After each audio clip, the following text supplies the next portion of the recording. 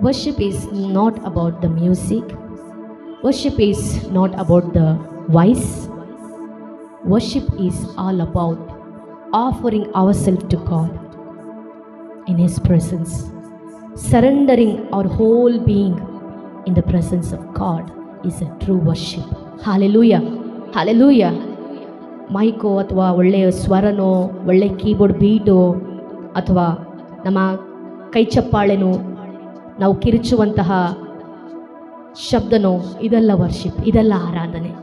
ಆರಾಧನೆ ಅನ್ನುವಂಥದ್ದು ನಮ್ಮನ್ನು ನಾವು ದೇವರ ಸನ್ನಿಧಿಯಲ್ಲಿ ಸಂಪೂರ್ಣವಾಗಿ ಆತನ ಸನ್ನಿಧಿಯಲ್ಲಿ ಒಪ್ಪಿಸಿಕೊಟ್ಟು ಸಮರ್ಪಣೆಯಿಂದ ಕರ್ತನೆ ನೀನೇ ಎಲ್ಲವೂ ನನಗೆ ಎಂಬುದಾಗಿ ಹೇಳಿ ನಮ್ಮನ್ನು ನಾವು ಆತನಿಗೆ ಸಜೀವ ಯಜ್ಞವಾಗಿ ಅರ್ಪಿಸಿ ಬಿಟ್ಕೊಡುವಂಥದ್ದು ನಿಜವಾದ ಆರಾಧನೆ. ಹಾಲೆಲೂಯ. ನಿನ್ನ ದೇಹ ಸಮೇತವಾಗಿ ದೇವರ ಕೈಯಲ್ಲಿ ಒಪ್ಪಿಸಿಕೊಡುವಂಥದ್ದು ಆರಾಧನೆ. Hallelujah, hallelujah.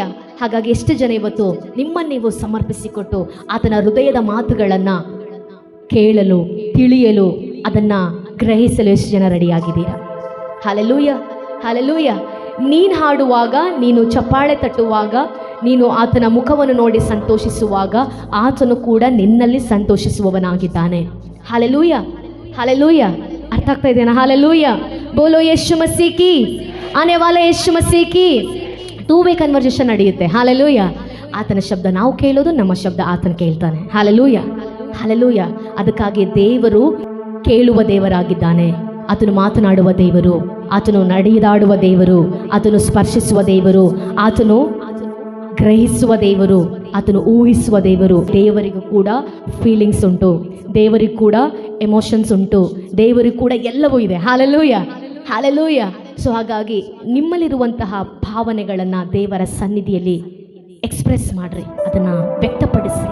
ಎಸ್ ಲಾರ್ಡ್, ಇದುವರೆಗೂ ನನ್ನನ್ನು ಕಾದು ನಡೆಸಿದೆಯಲ್ಲ, ಅದಕ್ಕಾಗಿ ಸ್ತೋತ್ರ.